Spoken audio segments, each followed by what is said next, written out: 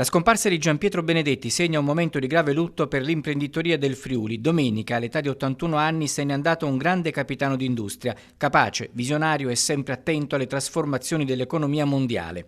Benedetti ha legato tutta la sua vita alla Danieli, dove aveva iniziato nel 1961 come disegnatore tecnico, prima di scalare i vertici fino a raggiungere la presidenza del gruppo, passando per la carica di direttore generale e amministratore delegato, fino al 2018, quando gli è subentrato Giacomo Mareschi Danieli, figlio di Cecilia Danieli, che proprio insieme a Benedetti contribuì allo sviluppo e alla trasformazione del gruppo, balzato tra i primi 3 produttori europei di acciaio e poi industria capace di progettare e consegnare impianti siderurgici chiavi in mano.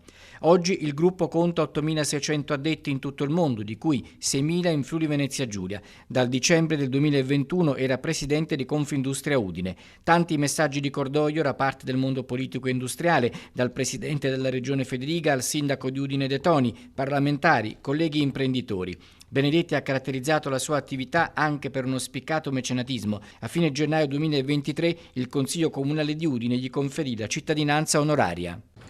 Il Comune di Udine, in segno della sentita riconoscenza e della più alta stima, conferisce all'ingegnere Gianpietro Benedetti la cittadinanza onoraria della città di Udine per l'eccellenza raggiunta nel settore imprenditoriale e il contributo offerto allo sviluppo economico e alla promozione sociale del Friuli. Dopo l'emozione viene il senso di un equilibrio dare ed avere, quindi cercheremo di fare ancora qualcosa nel futuro che possa rimanere.